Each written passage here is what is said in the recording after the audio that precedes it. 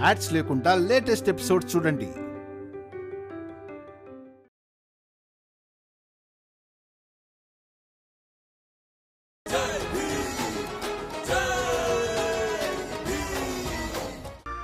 నేను నీ బాధను అర్థం చేసుకోగలను. ఈ ఇంట్లోనే ప్రతి సభ్యుని విషయంలో నీ మనసులో చాలా ప్రేమ ఉంది. వాళ్లలో ఎవరికైనా కాస్తంత కష్టం కలిగినా కూడా నీకు దుఃఖం వస్తుంది. ఇక ఈ ఇంటికి ఎవరైనా ఏ రకమైన హాని కలిగించినా సరే నీకు చాలా కోపం వస్తుంది. అవును, నీ కోపం సమంజసమైంది. కానీ ఇప్పుడు ఈ కోపాన్ని నియంత్రించుకోవడం చాలా ముఖ్యం. కోపం ఎప్పుడొస్తుందంటే ఎప్పుడైనా ఏదైనా జరిగినప్పుడు. కానీ ఇప్పుడు నాకు బెంగ ఇంకా భయం ఎందుకు కలుగుతోందంటే మున్ముందు ఈవిడ ఇంకా ఏం చెయ్యబోతోందోనని. మీరు కాస్త ఆగండి, నన్ను మాట్లాడివ్వండి. నువ్వేం మాట్లాడతావు? ఈ బిడ్డ విషయంలో నువ్వు ఏ రాద్ధాంతం చేశావో ఆ తప్పులన్నింటికీ నువ్వు శిక్ష అనుభవించాల్సిందే. నేను నీకు అందుకు ఖచ్చితంగా శిక్ష వేస్తాను. మీకు శిక్ష వెయ్యాలనుంది కదా, వెయ్యండి. ఇలా రండి రండి.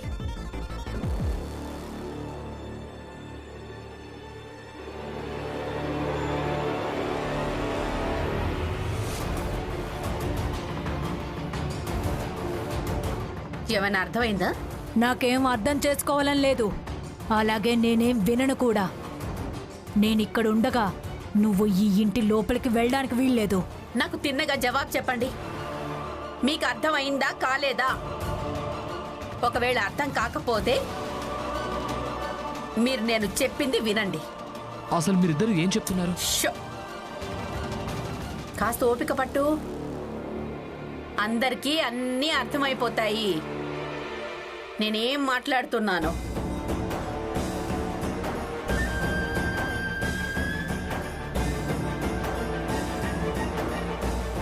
ఈ ఇంటికి కోడల్ని నేను, ఇక కూతురు మీరు. ఇక కోడలికి ఇంటి మీద హక్కు ఒక పెళ్ళైన కూతురి కంటే ఎక్కువగా ఉంటుంది. అందుకే ఇంట్లో ఎవరుండాలో ఎవరు ఉండకూడదో అది ఇంటి కోడలు నిర్ణయిస్తుంది, అంతేకాని పెళ్ళైన కూతురు కాదు. జీజాబాయ్, నువ్వు మీరాతో ఇలా మాట్లాడడానికి వీల్లేదు. ఈవిడ కూడా నాతో అలా మాట్లాడడానికి వీల్లేదుగా. ఎవరెన్ని మాటలంటారో ఆనని, నన్నెంతగా అవమానిస్తావో అవమానించు. కానీ జీజాబాయ్ ఈ ఇంటి లోపలికి వెళ్ళడానికి వీల్లేదు, అంతే. అవునా? అయితే మీరు కూడా ఇంట్లోకి వెళ్ళడానికి వీల్లేదంటున్నా.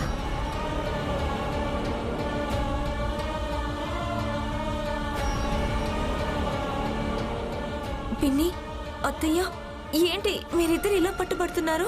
అవును, ఇది నా పట్టు అనుకో.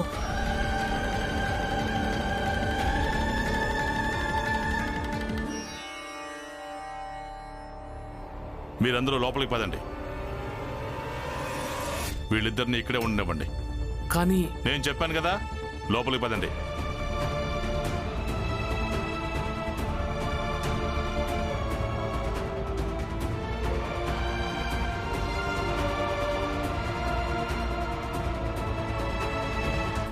లక్ష్మి,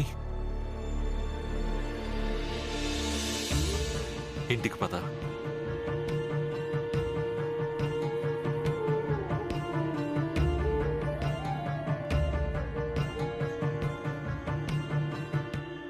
పదండి, మీరందరూ కూడా ఇక మీ పనులకు వెళ్ళండి. ఇది రామ్జీ ఇల్లు కదా, ఇక్కడ ఇలాంటి నాటకాలు ఎప్పుడూ ఉంటాయి. ఇక మనందరికీ వినోదం దొరుకుతూనే ఉంటుంది. పదండి.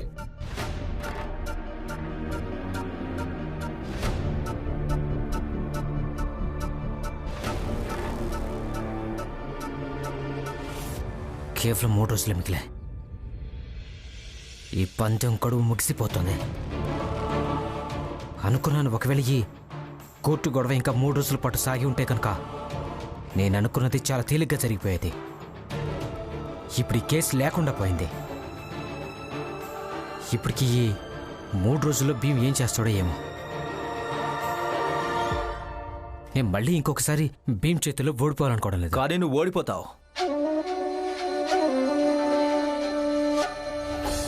మూర్ఖుడివి కదా, ప్రతిసారి నువ్వే ఓడిపోతావు. నువ్వు నీ ఆ రోగిష్టి తమ్ముడు ఆనంద్ మీరు ఆ భీమ్రావు చెప్పిన దాన్ని ఏకీభవించడం లేదు. అయినా మీరిద్దరు వాడికే సహకరిస్తుంటారు. బాల 2 పడవల మీద ప్రయాణం ఎవరినైనా ముంచేస్తోంది.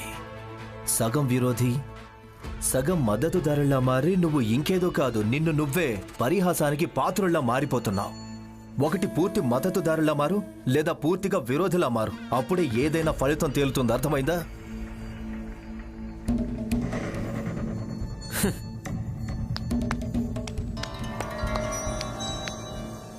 అవునా?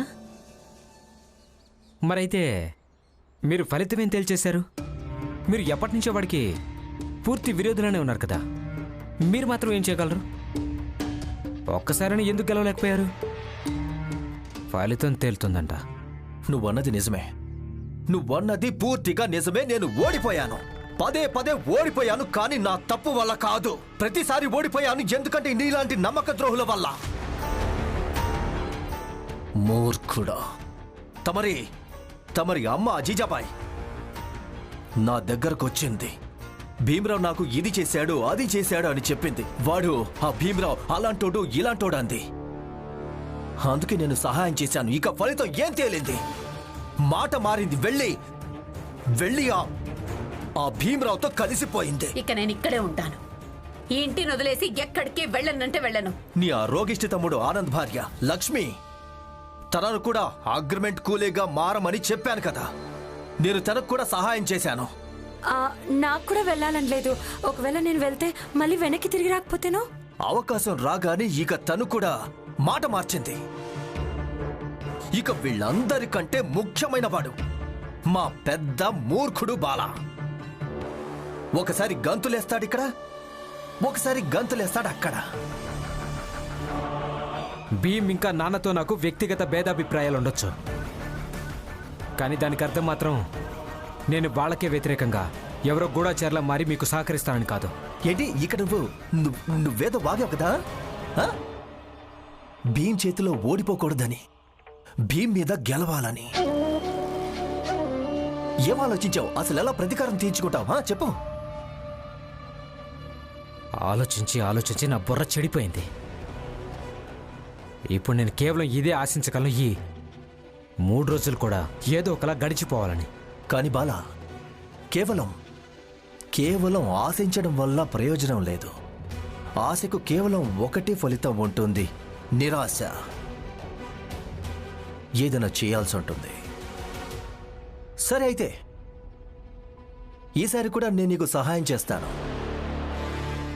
నేను ఎలా చెప్తే నువ్వు అలాగే చెయ్యాలి. పందెంలో నువ్వే గెలుస్తావు. పందానికి 3 రోజులే మిగిలాయి కదా. నగరం నుంచి దూరంగా పారిపోవాలా. ఈ 3 రోజులు గడిచిపోగానే నువ్వు మళ్ళీ తిరిగిరా. నేను కబురు పంపిస్తాను బాలా పని విషయంలో 3 రోజుల పాటు ఊరెళ్ళిపోయాడని. సరేనా? ఇక ఒక్కసారి 3 రోజులు గడిచిపోయాయనుకో, తర్వాత ఫలితం ఏం తేలుతుంది? తర్వాత పంతంలో నేనే గెలుస్తాను. రోజులు పూర్తవుతాయి, ఇక నువ్వే పందెం గెలుస్తావు. ఇక పని విషయంలో అయితే ఎవరైనా ఎప్పుడైనా ఎక్కడికైనా వెళ్ళొచ్చు.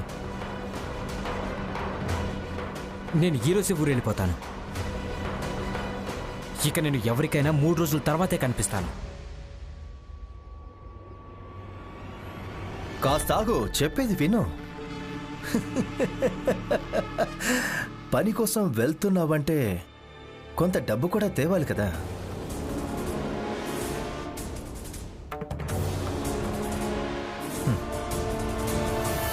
తీసుకో తీసుకో, ఇవే నీ కూలి డబ్బులు.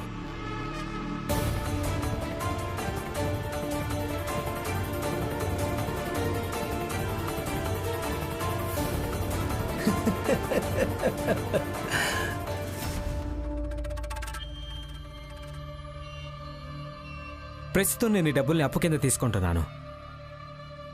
త్వరలోనే తిరిగిస్తాను.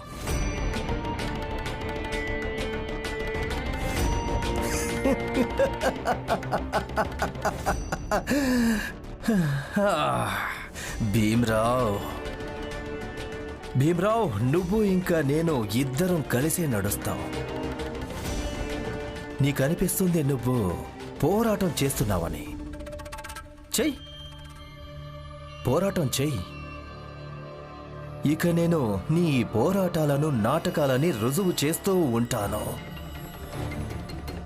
ఎంతకాలం చేస్తానంటే నీకు నువ్వుగా ఒక నాటకంగా మారిపోయేంత వరకు. నేను అర్థం చేసుకోగలను మీరందరూ ఇప్పుడేం కోరుకుంటున్నారు.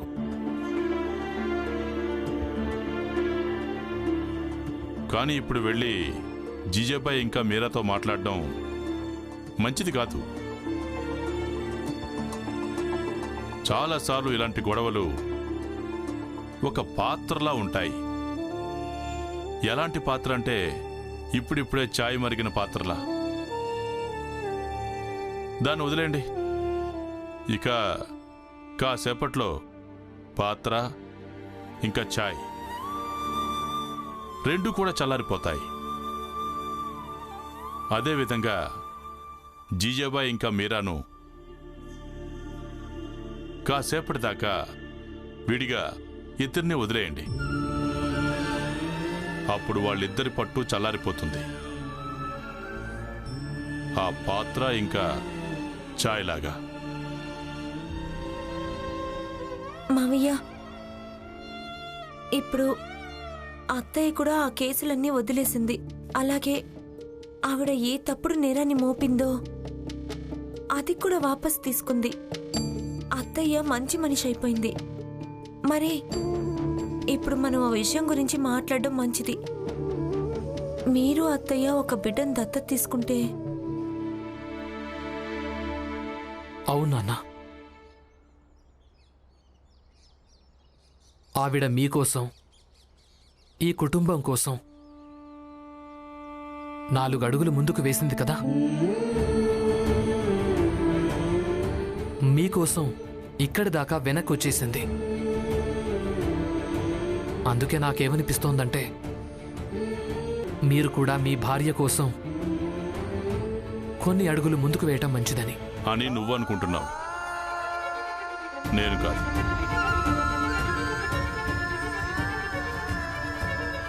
ఇక ఏ రోజు నేను నువ్వు మాట్లాడే మాటలతో ఏకీభవిస్తానో ఆ రోజు వింటాను. కానీ ప్రతిరోజు, ప్రతి క్షణం ఈ విషయం గురించి మాట్లాడకండి. ఈ మాట నేను మీ అందరికీ చెప్తున్నాను. ఈ ఇంటికి పెద్దనైనందుకు నేను మీ అందరికీ నా నిర్ణయాన్ని వివరించాను. ఇక దీని గురించి ఎలాంటి వాదనలు వద్దు. కానీ మావయ్య, నేను చెప్పాను కదా, దీని గురించి ఎలాంటి వాదనలు వద్దు.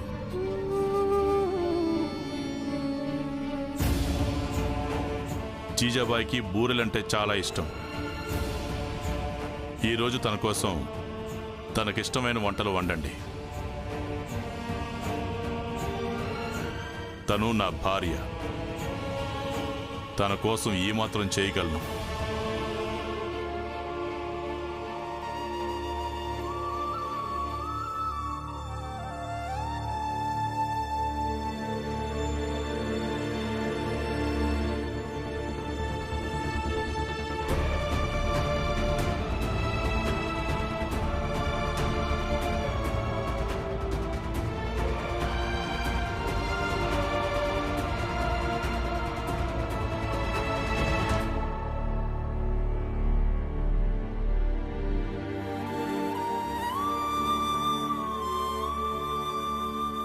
అక్క, జీజాబాయ్, నేను మీ ఇద్దరి కోసం చాయ్ పెట్టి తీసుకొచ్చాను. నాతో మీకు ఎలాంటి గొడవలు లేవు కదా? అలాగే చాయ్ నేను మా ఇంట్లో పెట్టి తీసుకొచ్చాను. తీసుకోండి.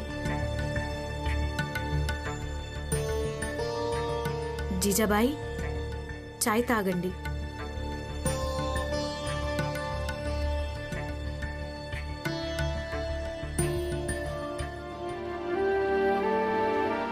అక్క, జీజాబాయ్, మీ ఇద్దరూ ఇంట్లో పెద్దవాళ్ళయ్యుండి మీరు ఇలా కోపంగా కూర్చుంటే అప్పుడు దీని ప్రభావం ఇంటి మీద పడుతుంది కదా?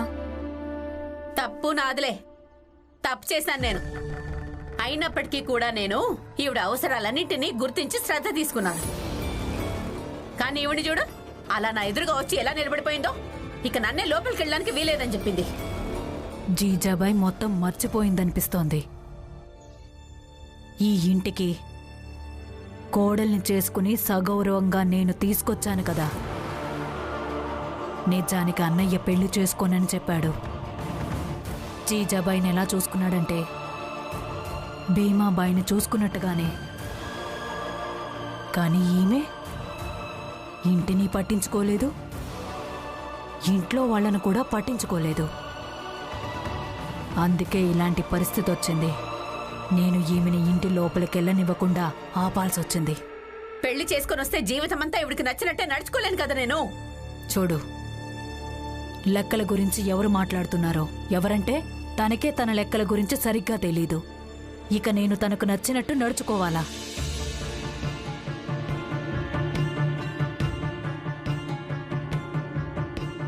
మీ ఇద్దరు చాయ్ తాగండి, నేను వెళ్తాను.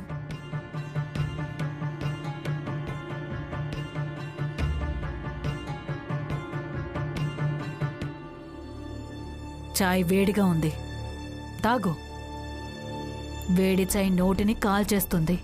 ఇక నీలాంటి కోడలు దొరికిందంటే తను ఇంటినే కాల్చేస్తుంది. కాల్చాలని అనుకుంటే ఇలా పరిగెత్తుకుంటూ మళ్ళీ ఇక్కడికి వచ్చేదాన్నే కాదు. కోర్టుకు వెళ్ళుంటే నిజంగానే మొత్తం కాలిపోయి ఉండేది. చాయ్ తాగండి, నన్ను దెప్పిపడవడం మానేయండి. నువ్వు కూడా తాగు వేడి వేడి చాయ్.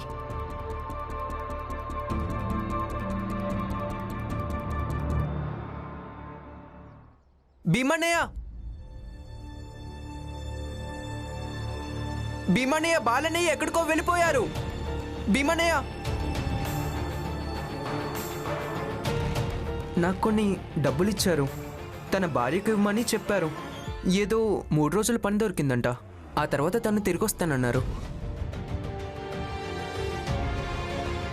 పని దొరికిందా?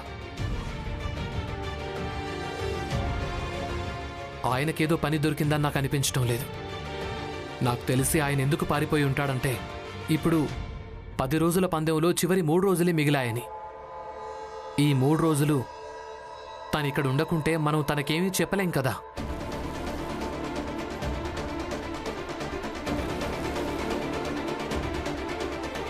బాలా అన్నయ్య, ఇది మీకున్న అలవాటే.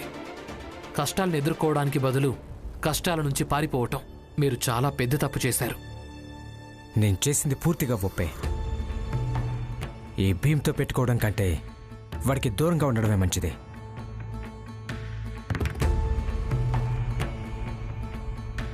నేను దగ్గరే లేకుంటే ఇక వాడేమీ చేయలేడు. ఇక 3 రోజుల తర్వాతే నేను వాళ్ళకి కనిపిస్తాను.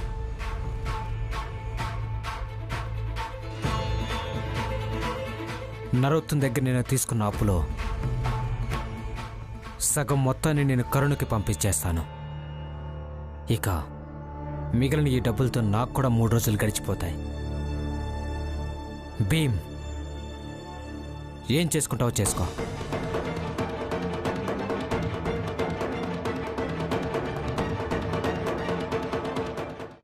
పనైనా దొరికింది కదా, డబ్బులు పంపించాడు కదా. ఇక పని పూర్తి కాకముందే డబ్బులు పంపించాడు అంటే అక్కడ పని చాలా ఉంది అని. అయినా ఈ విషయం అర్థం చేసుకోవాల్సింది బాలా భార్యే కదా. బాలాతో అందరూ అలా ప్రవర్తించినా కూడా అయినా బాలా భార్యకు తన గురించి బెంగ ఉంది. ఆ బాల నిజంగా చాలా మంచి భర్త. మనం మన భార్యను ఎంతకాలం చూసుకుంటాం? ఇక్కడ అందరూ అకారణంగా తనని చెడ్డవాడిగా మార్చేస్తున్నారు.